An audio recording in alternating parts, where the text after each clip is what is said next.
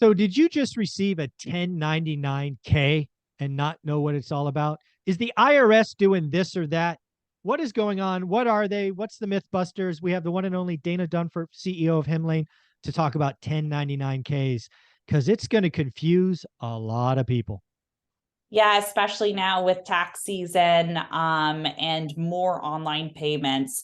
We get the question so frequently of, I just got a 1099K, what is that? We send out a lot of communication to our users on it. But let me just kind of level set and go back through the history of time of what a 1099 is and why the government tracks them, the IRS, which honestly, I think is for a very good reason.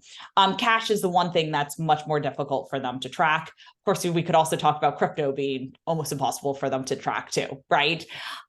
So there's the 1099 MISC and the 1099 NEC. They've kind of gone back and forth on each one of those. But all of us know those are to pay our contractors, right? Pretty much. If you're in real estate investing, if the payment's over $600, you should have this form with your contractors, right? Now, that is one 1099, and that's not the one I'm going to talk about today. The one I'm going to talk about today is called the 1099K. And that is basically the IRS saying, if you use any online payment processor to process a payment from, let's say, me to Michael. So let me just say I do it on Venmo. That is tracked for a 1099K. I do it on PayPal. That's tracked as well. Anything that's for business on any transaction platform.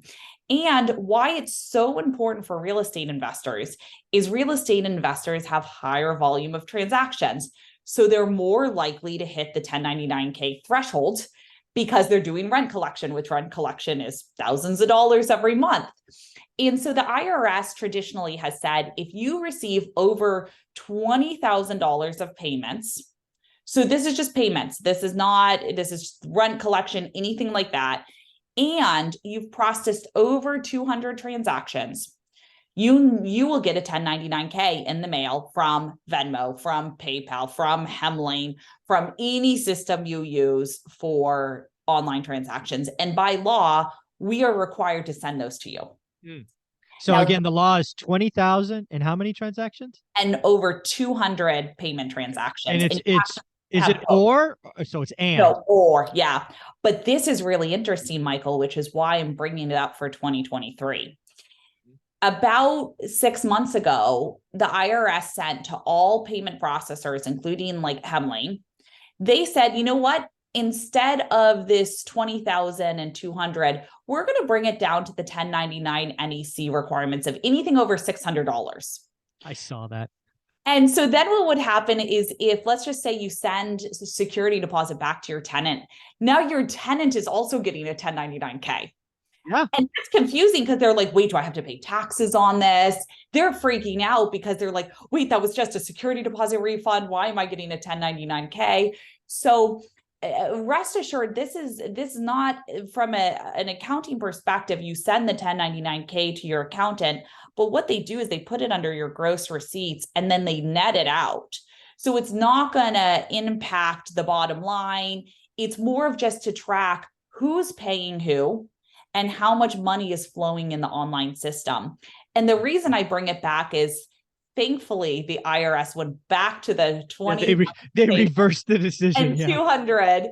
Thankfully, they did that because it would have been crazy with consumers and all of that, especially your tenants getting 1099s for refunds and things like that. Yeah.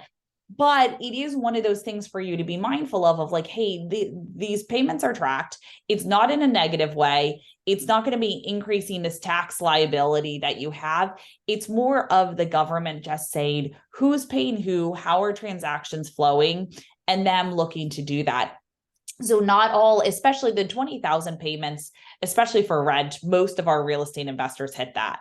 Most folks on Hemlane do, but that 200 transactions, many do not. And then we wouldn't send you one. But that's essentially what the 1099K is. So obviously we hope you're paying rent through an online secure platform. But if you are doing Venmo or Zelle or any of those things, you could also be subject to having this if you hit those thresholds. Yep. your accountant is going to know what to do with that. Don't freak out. Don't hide your 1099K. Just give it to them. They're going to know what to do. It's not to like increase that tax liability that you have to pay. Well, it shouldn't. Just, right? it's just to be tracking these payments. Yeah. And it will be very interesting to see, because I think this is step one of the IRS saying, okay, now there's other things we need to track. Cash we can't do, but what about crypto and all these other things? Like, how do we start tracking who's paying who? It would not shock me, Dana, Yeah. if so. Again, I think they put out the 600 as a trial balloon that blew up. Yeah. They're now back to the old example. But it would not shock me if in the next 12 months that gets ratcheted down, because, you know, and maybe what they do is they realize that the 20,000 is an okay number, so they go after the 200. Yeah. Right. Because right now that combination doesn't hit a lot of people. But if you take the 200 transactions and take that to 10, yeah, then it's like almost all of us qualify. all landlords, right? Because there's 12 months, there's 12 months in a year, right? So yeah. Again, they're going to make some tweak to this going forward. I think they see online payments, Zells, the PayPals, the list goes on, as a way to launder money. I think they see it as a way to hide income. People are hiding income.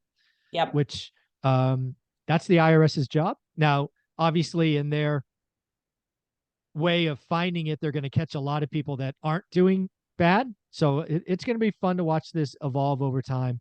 And at the end of the day, a 1099K is something you need to understand. If you get one, your accountant will know how to handle it.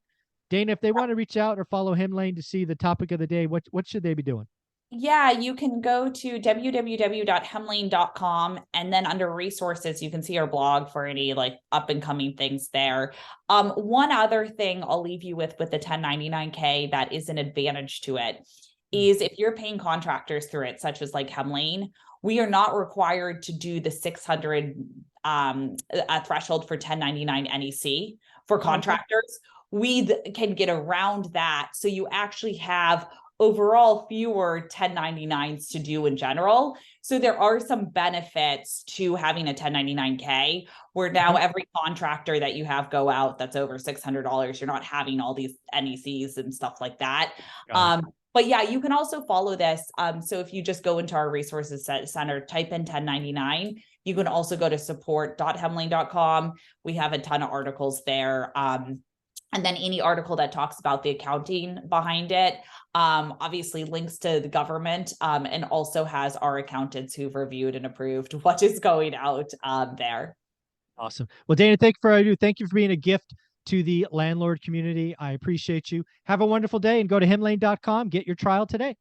Thanks so much, Michael.